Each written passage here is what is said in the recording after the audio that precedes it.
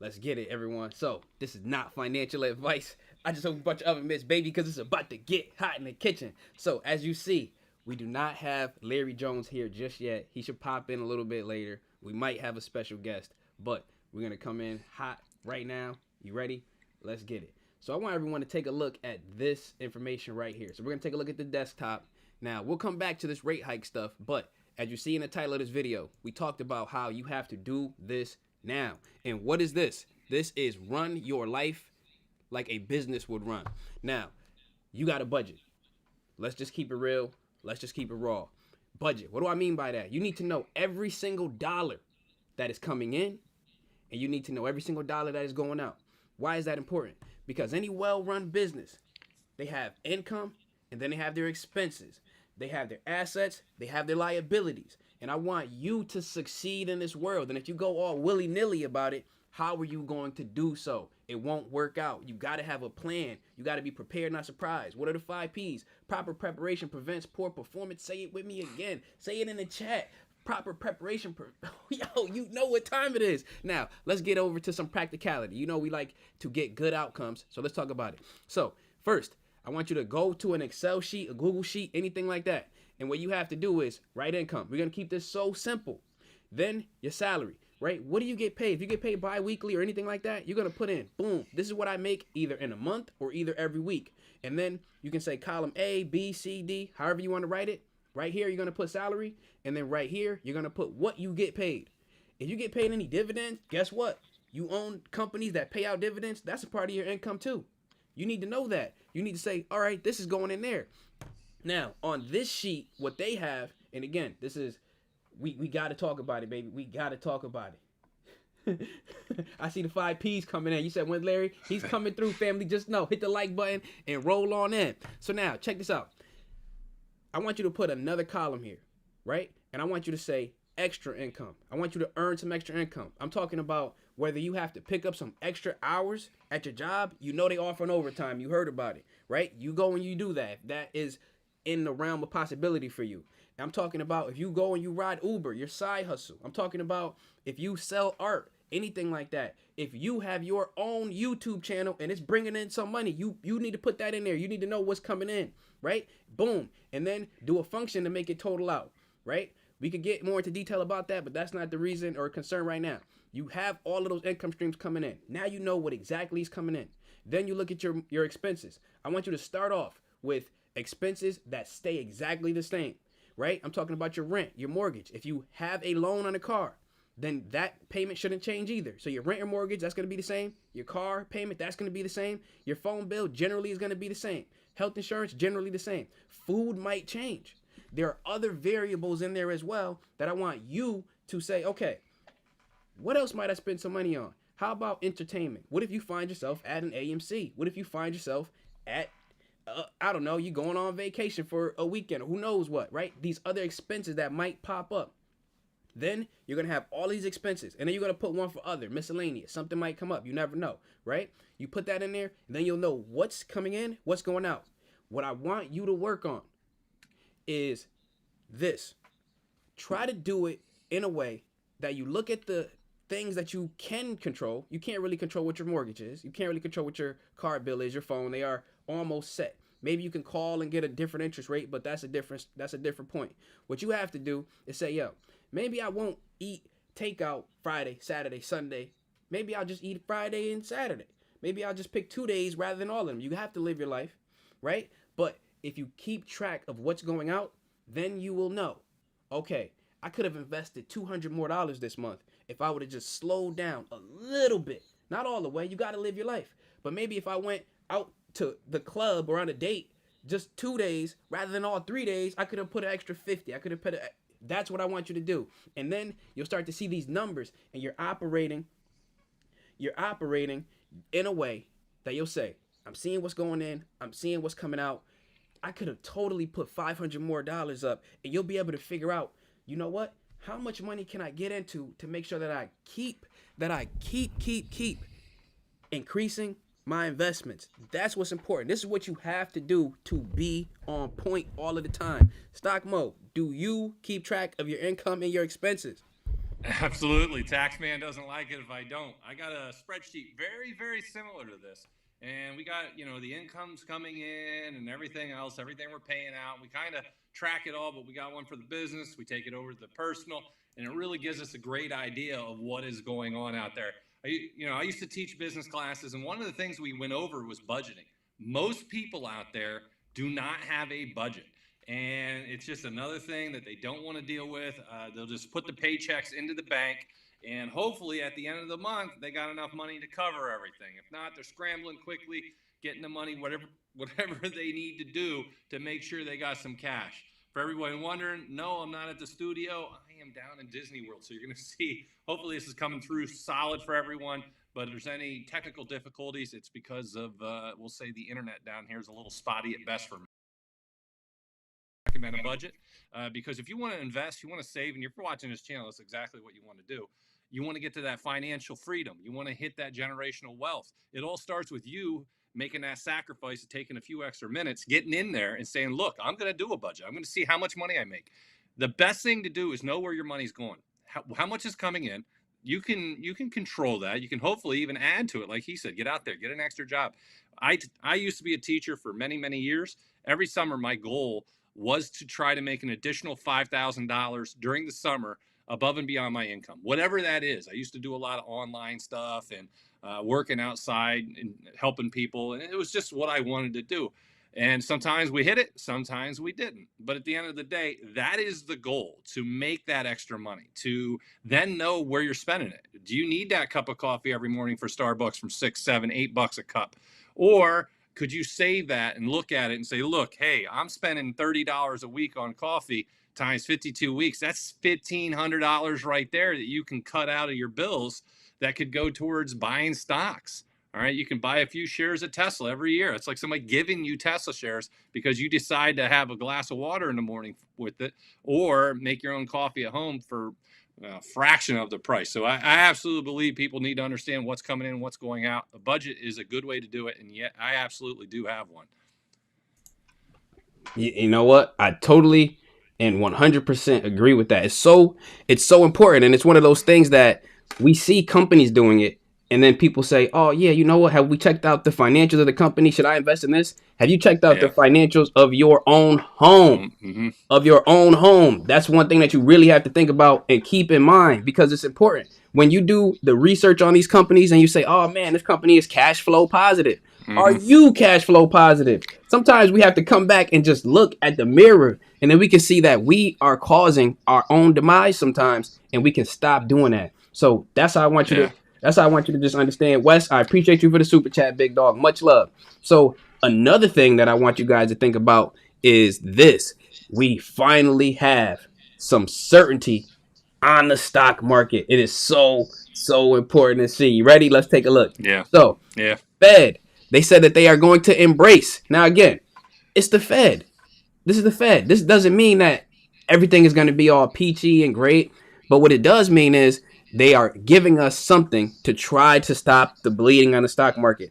The Fed embraces 50 basis point rate hikes in June, July to curb very high inflation. So, what does this mean? This means that they're saying those interest rates, they're going to raise it by half a point instead of 75% of a point, which may have been too aggressive of a rate hike. So what we should expect to see is, just like in the market, when they say fear, uncertainty, and doubt is bad for all investments, this gets rid of some of that FUD, that fear, the uncertainty. And Yeah. got anything to say about this? Yeah, I do. I got to tell you, I've talked about this before, and it kind of irritates me. You're seeing a midterm election, and we're going to have that coming in November. I've been very skeptical about this Fed and what they're going to do leading up to this, and I still I'm hesitant, because look, they're willing to go out to July. And to me, it's a little fishy. Hey, June, July, 50 basis points, 50 basis points. I get it. You can't go too far in the future. You kind of want to see how the market's reacting, how the economy's reacting, how everything is happening to these 50 basis point hikes. But the problem I have is, you got September coming up. Is our economy going to be politicized? Are we going to see the Fed stepping back saying, you know what, we don't want to make the economy, suffer even more with another 50 base. Maybe we take September off, or just a quarter of a point. And then to me, that becomes more political than what should be happening as we look at the economy, what's best for the economy. But because there's an election, we'll hold off so we don't interfere. But by saying that, by doing that, you are interfering. You're not, you're propping up the economy. Now, will that happen? That's what I've been waiting to see. And this coming out and saying, and it's good to see Larry back. It's good to see, there he is. Well, he made it alive. That's all I wanted to see. There we is go. Larry make it alive. I'm baby. breathing hard, man. I'm breathing hard. It's good to have. Yeah. Can we get some cups of coffee in the chat, family? Yeah, a cup of Please. coffee and just woo, just a solid prayer that he made it here, man. That's all. Oh man, I broke a few laws, but I got here. You got here. That's what it's about. But we'll watch, because I'm not super into politics. What I watch politics for is basically for the laws and the things they're throwing out that's going to affect the overall market, rates of taxes, things like that affect everyone when it comes to that. Right. And so I don't get in there, and I don't get into every single little piece of legislation. I look at what affects normal working families and their finances. I look at what affects the macro situation in the overall economy. And I kind of go by that. But this is one of those things. In September, if they cut it off, to me, that's fishy. And that's real fishy. And we're going to find out how it plays. I hope they continue to do what's best for the economy. And you were right, Keenan. You nailed it. Man, I am pumped. They came out. They said 250 basis point hikes, basically. We're looking at, what do we got? June and July. June, July, right? We got middle of June for the next meeting, 6 weeks later. So yeah, there it is, July at the end. And so to me, that just takes a lot of risk from the Fed off the table. And I believe we're going to see inflation starting to drop slowly but surely. And we'll see how some of these other things go. But I am telling you what, we talked about this before we went on the air live. I personally am now feeling that we are at the point you're going to see a short-term, called a bear market rally, but will it grow legs and move? I believe we will have a 10 to 20% rally at based off the lows we had over the last week. And you will see that run up. We have 7 consecutive weeks down in the market. You know how many times that happened in history? 3. That's it. 3 times have we had the market go down 7 consecutive weeks. We have never had it go down 9 weeks. This is week 8. And so if we have the market down, I think the S&P would have to finish at 3,900 or lower. That would be the 8th week. And we have never had a down week in the 9th week after, ever in the history. So we are right there with that fear index, extreme fear. A lot of gauges out there, extreme fear. I think you are going to see a rally shortly. And it's too hard to time. There's no crystal ball here. I don't think any of us have that. But when you hear everyone, I'm done, capitulation, I'm finished, I'm out of the market, I'm almost all cash, and you're hearing it by so many retail investors, that's the first tree that gets shaken. And all the retail investors run for the hills. The next tree is some of the institutional investors. And then you see a major fund or two go out. And we heard of a couple now. And that's the big signs that capitulation has taken over. The deleveraging is being done, which needs to be done. And then you have that short-term rally, 10 to 20%. I still think the S&P has a great chance to finish up there close to 4,800 plus or minus 100. I haven't really changed that. It could be a little lower, but I still think there's an opportunity for that. So based on today's prices, I still think there's a 20% pop in the market by year's end in the S&P 500. We'll see if I'm right, but that's where I see things right now. I've been loading cash into the thing. Now that Larry's here, I do want to take a moment. I'm sure everyone's heard the news of the shootings. A moment of silence for those families affected by that. It just, as a teacher, I know you were a teacher, it broke my heart. And, I'm still just devastated from hearing that. So. Yep, everybody, let's take a quick moment of silence for those who lost their lives very tragically. Nobody deserves for anything like that to happen to their family, for themselves. You ready? Let's do it. 3, 2, 1.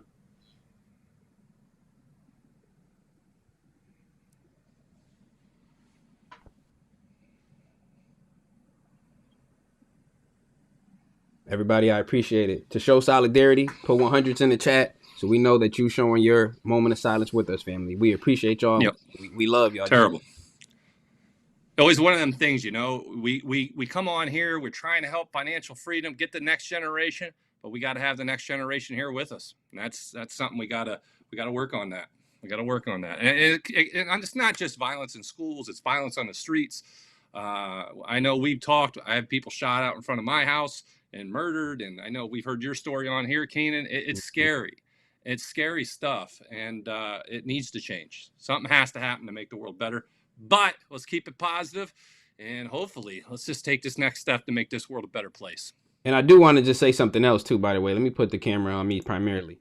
Everybody, let me show you something. I'm looking at the current viewers right now, and it's 1,200, almost 1,300. I want you to hit the like button. I want to see 1,200 of the family hit the like button and show support here. One of the reasons is, in my personal opinion, YouTube is playing with the numbers. For me, Mo, and Larry to be on here, and then 1,200 people are in the building, I don't believe it.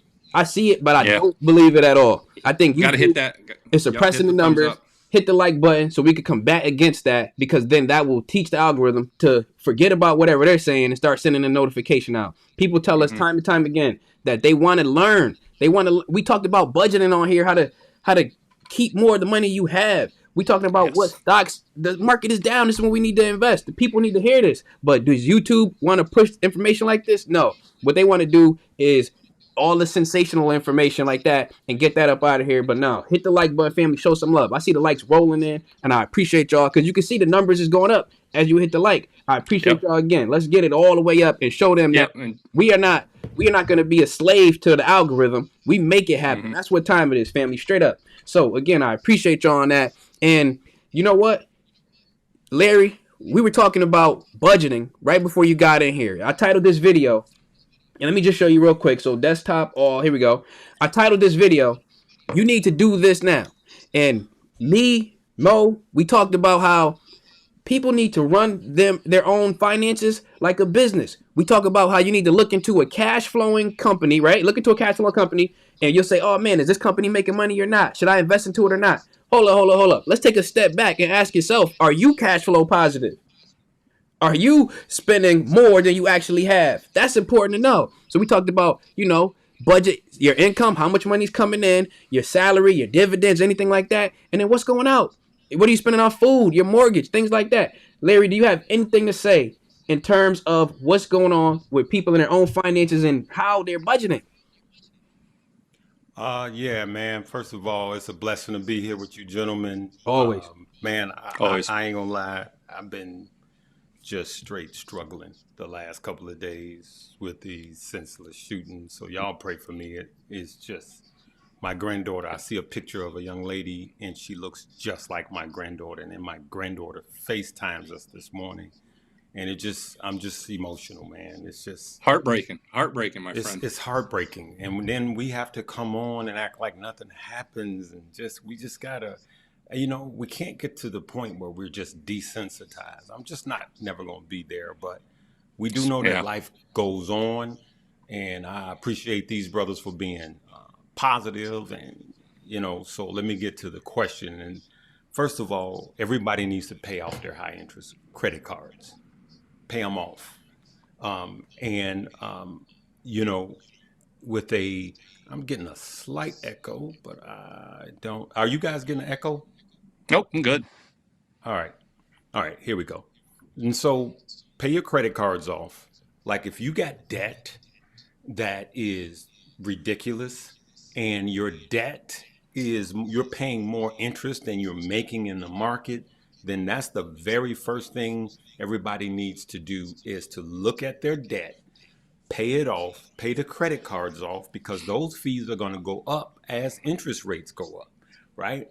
And then, like the gentleman said, you got to look at what's really going out of your house and what's coming in. And until you do a budget, because you need to know what your PE ratio is. You need to know what your forward earnings is of your company.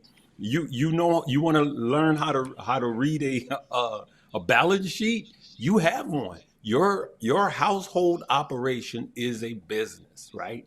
And you need to see, am I spending out more Am I using credit cards and spending out more, this loop, right? And if that's so, then you need to rebalance something. You know, my brother-in-law found out that he was spending this was 3 years ago. He looked at his Starbucks card and realized he was spending $1,600 a year on Starbucks. And he didn't realize that until he looked at his budget sheet. All right. And so that's what I agree with you, gentlemen. You may need to get a second job to balance that out, because Mo will tell you and Keenan will tell you it doesn't take long for things to turn around and you go from 11.6 unfilled jobs till there's no jobs out there, 11.6 million people trying to find a job. It happens really quick. And so we got to be prepared for what's to come. Mm-hmm.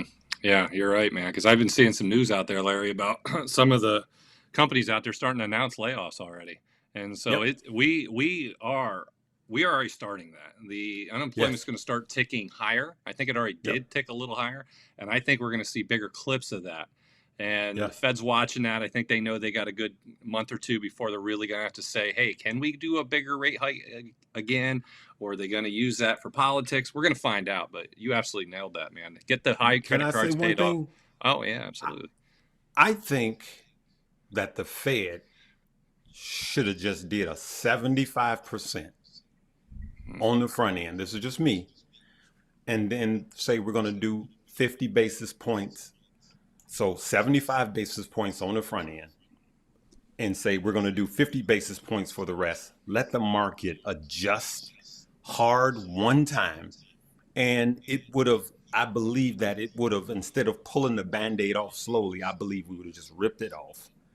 And then say, hey, now we're going to see, because that's aggressive on the front end. What the market doesn't like is all this instability, not knowing. Now the Feds gave us something today, but if they would have just done that, because we're trying to get back down to 2%, right? And so it's out of control, inflation is. And so that's just me. Now they could say, hey, 50 basis points until further notice, but they never should have said we're taking 75% off the table. It's only what they say that's controlling the market right now. Yeah, you know what, Larry? That's a weapon they didn't used to use. And for those who followed the Fed actions for decades, they never used to broadcast what they were going to do. They didn't even discuss it. And you didn't even know, even when the meetings were done. You had to wait and find out. And so they found out that this is another tool at their disposal that they can manipulate the markets and everything else around by now verbalizing exactly what they're going to do. They didn't used to do that. If you go back at Larry and I are very close in age. So if we go back to our youth, they didn't tell people. Yep. And so now they use that as a tool moving forward. And you're seeing that today when they come out, release the notes. Hey, we're going to do, and it's basically another opportunity to use this day in between meetings to drive market, to try to reduce the risk, or spread out the risk, we should say, not reduce it, spread out the risk, besides hitting it all in one day. And they do that. Yeah. And so they break it into a couple three weeks. times a month now. Yeah, exactly. They didn't used to talk at all. You had to just wake up one day if you were a banker and say, oh, they changed the rates. And you didn't even know what was happening until you went to work. You know, that's the difference though, man. Things have changed, and they use that as a tool now. And I think it's a good tool for them to help kind of, calm down the markets and everything else. But, once again, it's another variable that investors out there have to kind of watch. And good or bad, and it depends who you talk to, it is something that is going to continue to change these markets. I got to tell you. Yeah. So I want to hit a quick side note, and let me put this camera back on everybody, on all of us. I want to hit a quick side note, and we were just talking about the senseless violence that happened, right? So I want to show you, and just warning, I'm going to show you the people that this actually happened to, or at least a few of them. So if you need to click away, that's fine. But take a look at the faces of the people who this happened to. So right here, you can see the teacher, you can see some second graders all the way through, I want to say fourth grader elementary school kids. And this is what the senseless violence happened to them, right? And now their images, their families are sharing them. And this is how they are happening to grieve with everything that's going on. Now, I want to bring this into a point, because what's going to happen with things like this is the government is going to try to use this to get voted into this position and that position, and they're going to give you the lip service and tell you all these other things. But you got to look at the numbers like we always do. So let's go and look at the numbers. So when you look at the statistics, you'll see that U.S. public spending, all in all, for K through 12, and let me zoom in for those of you in the back that can't see this. Take a look. K through 12 schools, $586 billion spent, which equates to about $14,000 per student. This is annually. But remember, this is not just federally. This is everywhere. This is federal, state, and local governments. I'm talking your nation, your city, no, your nation, your state, and then the city you live in. All in all, they contribute this much. But then I want you to take a look at what the Fed are putting in, just the Fed, right? How much of that 580 billion are the Feds putting in? Take a look at this. K through 12 schools, kindergarten, first, second, third, all the way to 12, nationwide, receive $40 billion total, or $1,000 per pupil from who? The federal government. Remember this number, $40 billion. This is what the Fed is spending on schools. And then the reason I bring this number up specifically is this. We just saw recently, after a delay, the U.S. Senate overwhelmingly approves a $40 billion Ukraine aid package. Now, I'm not saying they should or shouldn't. I was just bringing this up. You know what time it is. I'm not saying they should or shouldn't. You be the judge of that. But you got to remember, again, when you look at these faces and you see how they're trying to get voted into this place and that place, and they're going to tell you, oh, we're going to help, we're going to help, we're going to help. All of the help that they have done to get in these federal positions, right, has gotten us from the beginning of time to now to $40 billion. How much is $40 billion? Oh, this is the exact amount that we're willing to just, oh, yeah, let's do this today. Let's throw 40 billion somewhere else, right? So now the reason I want you to understand that is let's take a look at statistics and let's see what if they spent this money on the schools. And I'm talking about maybe more security, something like that. Who knows, right? Maybe they spent the money on financial education, teaching people how to do taxes, teaching people how to do all these other things. Let's take a look at this. When you look at the school districts, how many schools are there in the United States? There are 130,000 public schools, public and private schools, K through 12 in the United States, right? The number's probably up a bit from there. So let's say 130, just keep around. $40 billion. If you take $40 billion and then you divide that by 130,000 schools, you get $300,000 per school. Per school. I'm sure you could increase the fidelity of a program and the efficacy of a program with money like that. I'm sure that you could get someone to write curriculum better with with this kind of money per school, right? I'm sure you could get security there per school. So then again, I just want you to keep this in mind when they try to pay us this lip service and try to get into office and then nothing changes. And then we see that the funding from the federal government is going up from 40 billion to 41 billion. Whoa, they did a great job. No. We see what's going on. And I just wanted to just touch on that. And I didn't, because that's been on my heart with everything that's been going on lately. Just to hit it up with you there, Keenan, the school I taught at, for those who don't know, I taught at a very poor, it was the poorest school district in the county I worked at. We found a way to have an armed officer at our school district 24/7, well, not 24/7, but when the school was open, before the hours, all the way through the day. And he patrolled the school district throughout the day as a security measure after some of the prior shootings we've seen across this country, that our school, even though we didn't have a lot of money, they found a way to make sure that safety was a top priority. You'll see some school districts pushing technology. You'll see other school districts pushing extra teachers to make smaller classes.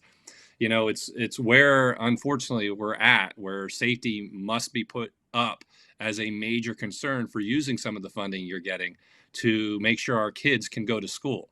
I know there's a lot of rights and freedoms out there, and I think a kid deserves a right to a safe classroom. I think that should be a priority. I'm not here to argue about everything else, because each of us have our own beliefs, but I do believe we can all agree that our children in this country deserve, and not just deserve, but have a right, a fundamental right, to walk into a classroom and not be fearful that they're going to die. I had to go to teach for years and years and years and do these courses where people came in with pellet guns, little plastic guns, and shoot us teachers so we can have an idea of what was going on and how to prepare in case it's a real shooter. And it's terrifying. And, when you go to school to be a teacher, think I'm going to help kids out, I'm going to guide them. And now I'm sitting in a school doing lessons of shooters coming in. We have to run the hall. We don't know where they're at. And all of a sudden they show up and they start shooting their pistol. What do you do? And you're getting stung and getting little blisters on your arm when you get shot by it. That's ridiculous, And I know a lot of teachers, that really bothered them to go through something like that because it's very close. Then all of a sudden the next week you hear in the news, there's a school shooting. And you're just like, oh my God.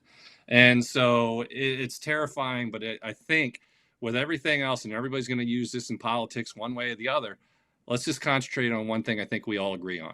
A kid has a right to go to school and not be fearful that they're going to get attacked. So something has to be done, either armed guards at all entrances, classrooms that are locked all 24/7 and they're bulletproof. There are options out there. All right. I'm just naming some other ones that are not so controversial. So these are things that should be discussed, talked about, and funded, as Keenan continues to bring up how much we're spending from the federal government, which is one of the biggest taxes we pay. And interesting to only see $1,000 coming from the federal government. And you know what else too? Let me just comment on this really, really quickly. Larry, I don't want you to forget what you were going to say, but it's so important to understand and again, I don't want to be like inflammatory, but I really want you to just look at the faces of some of these people that have lost their lives. These people have not even become teenagers, really. You understand? Like this is an elementary school, and then we spend this kind of money on the kids. We've been talking about time and time again how we don't have financial education, right? And now we've seen time and time again it's a security problem as well on top of the other things. And I just want to just say it one more time that, and maybe even for the first time, we have security at the courts. We got to protect the judges. We got to protect the lawyers, right?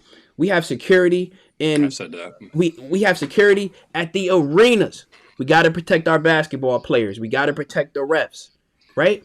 We need the security at our schools. That's so important. We protect all of the important people, it seems, right? We need to protect the kids. And we see that when they try to use this as leverage for gun control, I know I'm gonna get demonetized for that, but it is what it is. When we get these politicians in our face telling us about gun control, how are you going to protect the kids? What is the outcome of these things? And be specific about it. Because what they do, and many people don't know this, is they will get a certain type of gun off of the streets. And then what happens is the criminals, they still have them. And then they don't really get the gun off of the street. They just reclassify the same gun, and then people can pick it up legally and pay more. So the guns never really go away. So then, not that they should, but you just got to understand that people are telling you they're going to do something and they don't execute on it. But you voted for them and then they forget who you are. And that's what I really want you to understand. And just be on the lookout for how they spend these things, family, because come on now, I'm not having that. But Larry, I'm sorry for cutting you off, sir. No problem.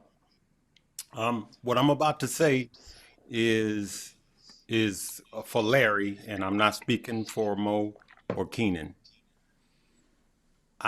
I wanted to drive a car. I had to get a license. I had no problem with it. I'm a registered gun owner. I had to wait until I got cleared to buy my gun legally, right? I don't know about these two gentlemen. I'm going to tell you something that you guys don't know. I've been shot. Standing in the wrong place at the wrong time. By a gun from somebody who shouldn't have had the gun. So I'm very passionate about this. And I'm going to tell you that the NRA spends, just in 2021, the NRA, if you go against, and let me finish the whole story, right? If you go against the NRA in any way, to talk about sensible gun control, which, by the way, 90% of us agree with sensible gun laws, 90%. The NRA will spend upwards of $500 million to campaign against you. I'm sorry, $50 million to campaign against you if you say one word negative about it. Now, I have a gun. I registered my gun, right? And just like I had to get a license.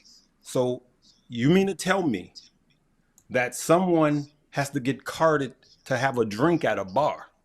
Some states 18, some states 24, 25.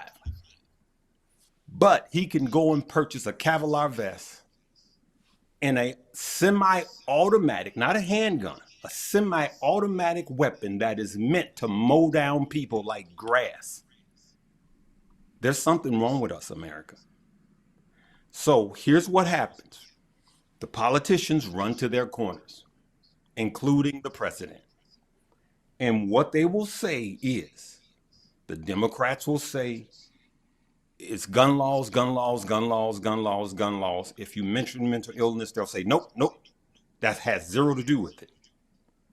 The Republicans will say mental illness, mental illness, mental illness. And if you say, hey, what about sensible gun laws? They'll say, nope, doesn't have anything to do with it. So they force you and I to one side or the other.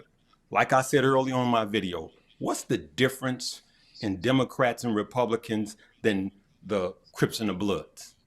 What's the difference? What's the difference in them and the vice lords and the disciples? What's the difference in them and the mob and the other mob? Zero difference. The only difference is we pay their salaries. I'm telling you that it's both. Why can't we simply address them both? They don't want you to. They don't want real solutions. You know why? It's not their kids that is happening to. You think I rather know the truth. The drug problem in America was not America's problem. They were locking up people that was on crack back in the 80s. For those of you that old enough to remember, lock them up, lock them up, lock them up, lock them up, lock them up. Right, Mo? Yeah, I remember. Now that we have the opioid problem, now it's a national problem. Let's not lock them up. Let's get them help. You know why? It's their kids. That's why. And all I got for you guys is the truth. And so we have to get real. If we just attack one or the other, it's not going to solve the problem. Just like Keenan said, if we just have gun laws and don't attack mental illness, it'll never change because they already got the guns. There's more guns in America than there are Americans. And so until we get real and attack them both and tell these lying politicians to keep your stinking thoughts and prayers, do something. You got the power to do it. So let's get serious about attacking mental illness. And there's always a trail, right? There's always a trail. I can tell you right now, you can go to social media and as soon as you get there, you see, yep, here are the signs. We want to address that. We want to address mental illness. And then we won't have sensible gun laws.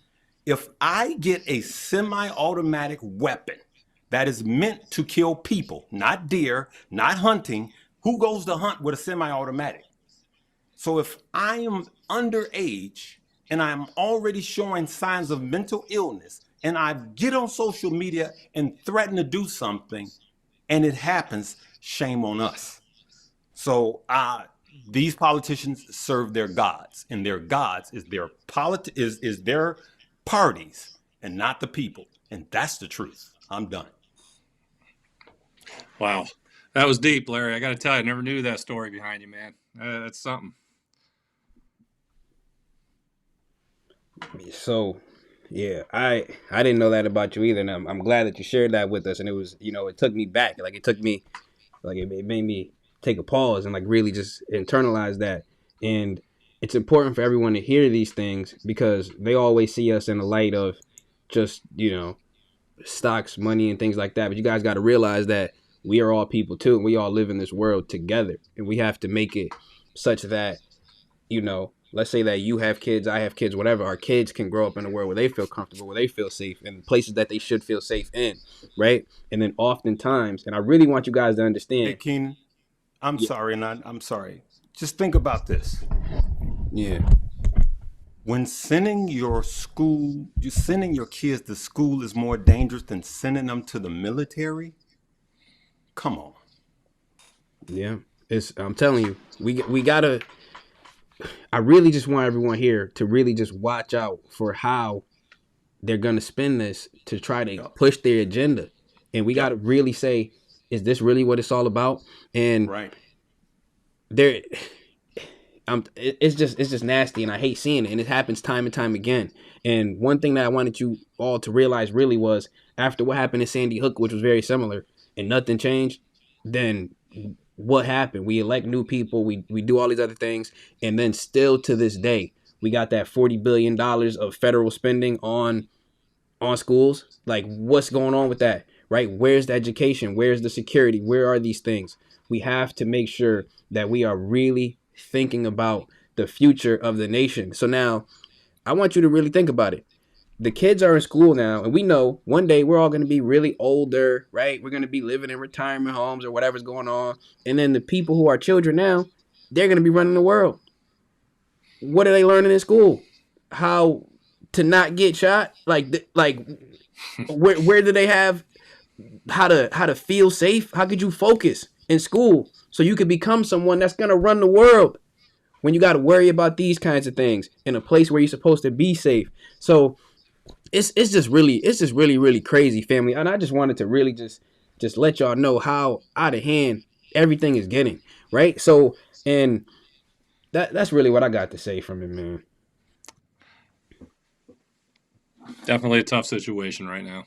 Like I said, tough. they have options, and they can be done very quickly. If we can send tens of billions of dollars to other countries in a matter of weeks, we can send tens of billions of dollars to the school districts very quickly, and to get security hired quickly, ex-officers, ex-military, any of these fine people who have served this country already can come in and legally defend our children. I mean, there's solutions here that can be implemented now.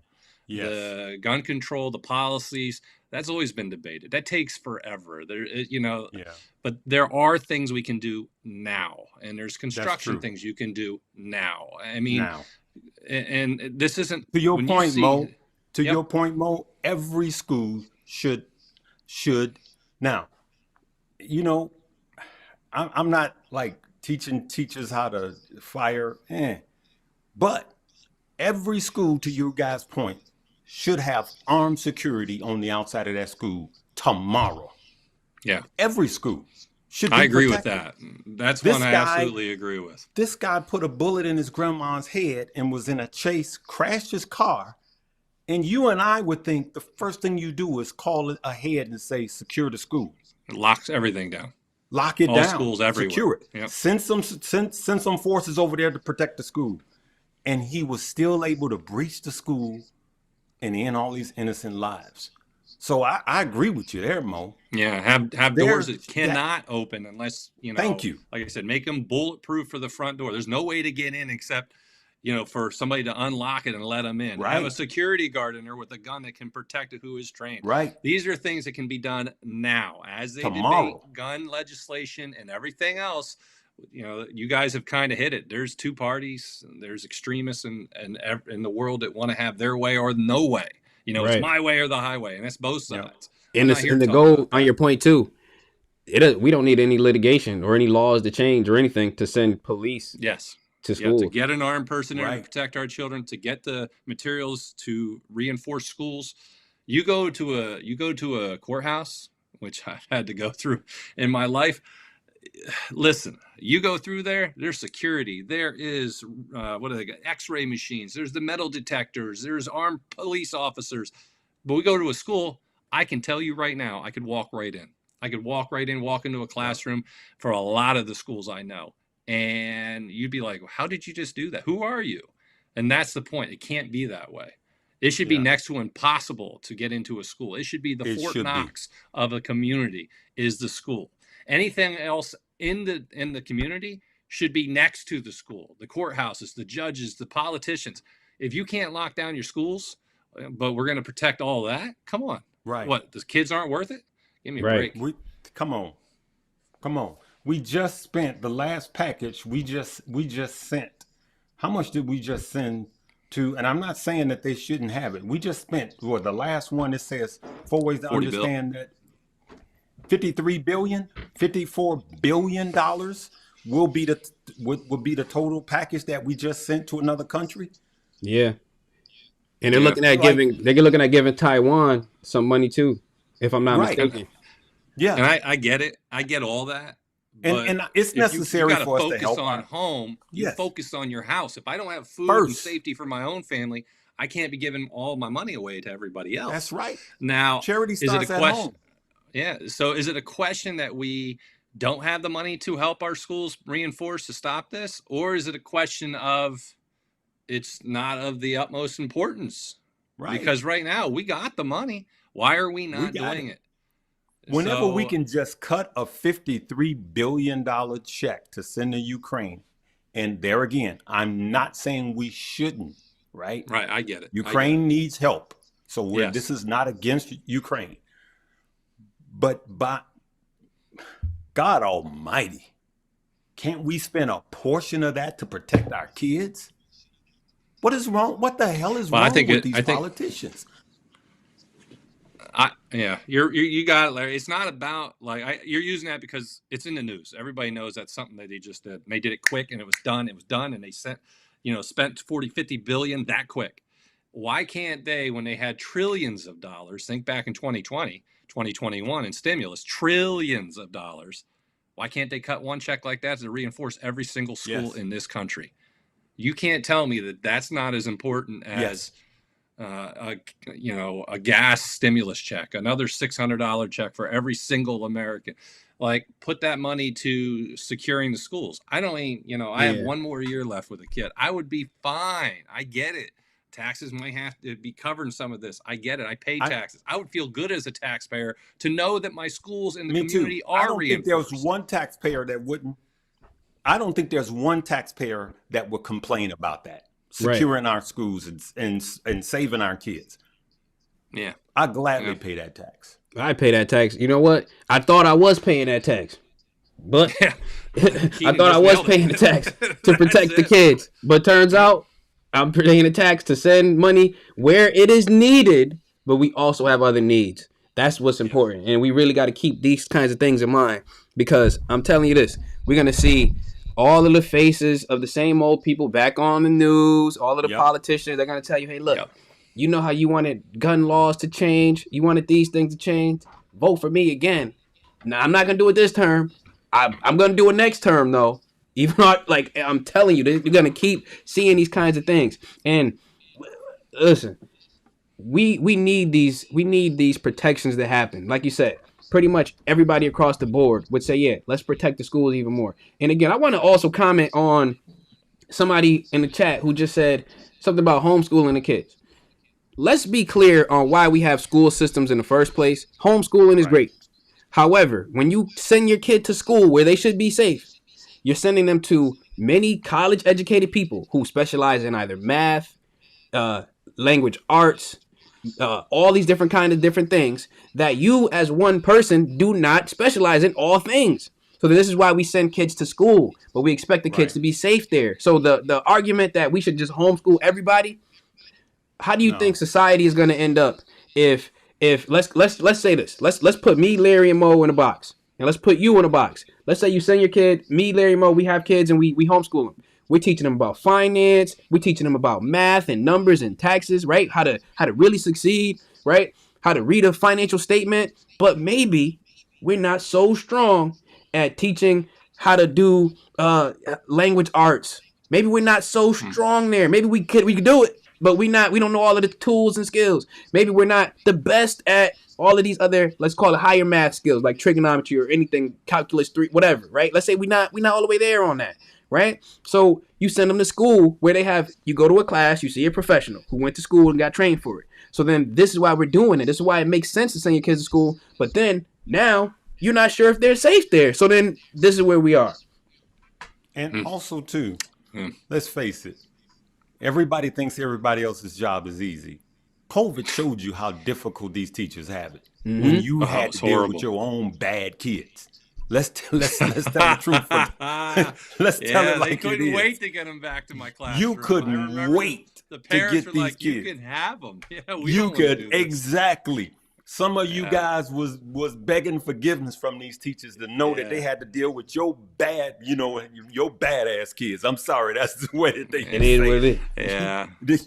And it's the truth. We undervalue something. We need to appreciate what these teachers got to go through day in and day out. With kids you don't even want. You shoving them off on the teachers. Let's call it what it is. And school teaches them social. It's more than just homeschooling is not for everyone. They learn social skills in school. There's a lot of things that they learn in school. You know what? I just want to say this before I forget it. I want to start a hashtag. And that hashtag is don't say his name. Hashtag don't say his name. I'm going to type that in the chat. Hashtag don't say his name. There's always copycat. Every time something like this happens, these mentally disturbed, usually young males, always see it. It's like they're a martyr, right? A martyr. And so now you have someone else mentally disturbed want to do the same thing to get their name out on the news media. And so we don't want the news media to call his name. We don't want it because we want to turn that down and shut that down. So it's hashtag don't say his name. And we don't want to shine a light on him. I like what Keenan did. Let's shine a light on the souls that are gone. Let's talk about these beautiful families. Let's not shine any light on the devil. All right. That's right. There's so many copycats in this world, and we've seen this happen again and again and again. And listen, I was tired 10 times back that this happened. So you can only imagine how I feel about it right now. You understand? So someone in the chat, Christian, he's saying talk about stocks. Stocks are important. Building wealth is important, but being alive is more important than that. So understand, I'd rather keep it real than to try to appeal. So that's what's important to me. Talking about what's important. Trying to appeal to certain people, I'm telling you what you need to hear. I could care less if it's what you want to hear. So straight up like that. That's where I'm at with it. Hashtag, again, don't say his name. We're not going to make these people famous. And then people try to see and then chase that clout that they see over there that somebody got off of it. No. We're not doing that. So straight up like that. That's what we at. If you agree and you appreciate this, hit that like button, family. We talking about what you need to hear. Straight up. So let's keep it going, family. Straight up like that. So we're going to get off of this in a few minutes. So I just wanted to just switch gears for a second, though, by the way. And I wanted to say, first of all, guys talked about it. We needed to get this off of our. This is therapeutic for all of us, not just us three, but for everybody on the live chat. That's right. You can't just ignore something this dastardly, this big, and act like it don't happen. We got to address it. Yeah, we can get to some stock or the market or whatever, but I'm glad we covered it. Yep. Yeah, I got to tell you, I needed to talk about it because when I read the news as an educator, one of the people always said, "What's your favorite thing about teaching?" I said, I've done it for almost 20 years. And every year, the hardest part was saying goodbye to my family. And what I mean by that is the kids that graduate. We're there with them. We help raise them. I'm friends with their parents. This isn't I'm just a worker. They're going to order a dinner and they leave and we never see each other. I'm there. Right. I taught kids from 7th to 12th grade. And so I'd see them for literally 6 years of their life. And I would be there to mentor them, get them into college, get them into the military, get them into a business and help. And to hear of this community getting hit like this, it was It's hard on me. I think it's hard on everybody. You never want to hear of a child. The school, I believe, was primarily second, third, and fourth graders, and to hear of that age group just getting devastated like that, it was crushing. It was crushing to me, and it's definitely, I get it with the stocks and everything else. But you know what? Sometimes life takes over, and we need to discuss other things outside. Yes. So I did appreciate Keenan taking some time to discuss all this. Thank you. You two gentlemen are sometimes the only father figure and other teachers. Sometimes, for every teacher that's listening to me, sometimes you're the only mother or only father that these kids see. Sometimes I've heard that the only times they hear you could make it or I love you is from the teachers. Yep. I had a lot of students through my ears say that. And it's sad to hear that. They're like, I never had a dad in my life. I never had a role model who was a male who could try to guide me in a positive way. And you hear that, it breaks my heart because, because every single person here has a story. Every viewer that is watching this right now, they have a story. They have pain. They have suffering. I don't care who you are. You have pain and suffering. It might be different than what I'd say us three here have. We have a lot of similarities on our youth, I would believe, just from what I know from us three talking outside of here. And with that being said, there was no silver spoon in any of our mouths. We grew up seeing things that no person should ever see. Hearing Larry's story today opens up even more of some of the things that we have seen. And it just reinforces that we are here to do good. We're here to spread some light, hopefully make some positive change. We're on a platform where we're very blessed to be here. I'm very thankful for that. Yeah. I'm thankful for the community watching us. I'm thankful for the viewers who reach out and give us support. And with that being said, I also think it's very important for us as a community, not just us three, but the entire YouTubers out there to try to shed light on these things, not just to sweep it to the side because they don't want to talk about something that might stir up feelings. We can talk about the things that can be done that every person in the world would agree should be done. Amen. And we have discussed that. It doesn't have to be something where we're fighting about this law or that law. We can cover that down the road. But what can we do today? Can we treat this like a war? Because it is a war. Kids are getting shot and killed. This is a war. And we do not have to sit back and wait and debate it for a year or two, have changes of administration. We can say, what can we do to solidify, to strengthen the school security systems? We discussed that. And I think that's the action that needs to be taken by the politicians today. But I do want to thank everyone, Keenan, for bringing this up. I know it's a hot topic, and this was something I don't think we even planned on, but obviously it's very therapeutic for all of us. Yeah, this really needed to be talked about. And the gear that I wanted to switch to was not totally a different gear. It's more so of a level up. I want you to be, whenever I do a video, I always try to give you the facts so you could be the judge. We showed you how the government is spending money on sending it other places that are in need as well. But we also showed you in comparison to how they're spending it on our kids and how they're just throwing these same numbers around. But what I want you to do, and take this with you, is the next time you see someone on a commercial asking you for a vote, you need to say, hey, what are you giving me that I actually want? Because they'll give you all of these different things, but are they what you actually want? We got to make them earn our vote. How are you protecting the kids? How are you making my neighborhood safer? I want you to think about this. Like, the neighborhood that you grew up in. Let's say you didn't grow up in the best neighborhood. Is it the same since you were a kid? Or is it way better? Did they fix everything, right? Does it look better? Is everyone there doing better off? Or if you go right back to where you were born, is it exactly the same? What happened? Right? What happened? We're not getting what we need. So what I want you to do after this video, first of all, if you got a lot of this video, I want you to watch it again and just pick up the gems, family, straight up. But I do want you to just understand, when they ask you for a vote, you ask back and say, what are you giving me that I actually want?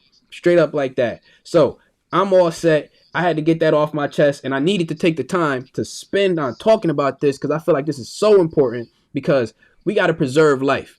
We have to preserve life, and it's a lot. It's not easy, but there's a lot that could be done that isn't being done, and we all see that it's not being done. And let me tell you something. There was a pandemic. right? I really don't even care about getting demonetized this video at all. It's whatever. There was a pandemic, COVID, right, 19, and all of a sudden, $2 trillion, $9 trillion is falling out of the sky. Before the pandemic, before the health pandemic, there was a pandemic of mass shootings. Every time you turn around, there's another one. Where was the money for the security then? We see that this money can happen. It could come out of nowhere if they feel it's important enough, right? So keep those things in mind. Larry, Mo, you got anything to say? Just hug your family tonight. You never know. And That's like right. I said, I appreciate having this place. So I want to say, when we elect politicians, we've gotten lazy. We elect them, and then we just let them run, just because we elected them.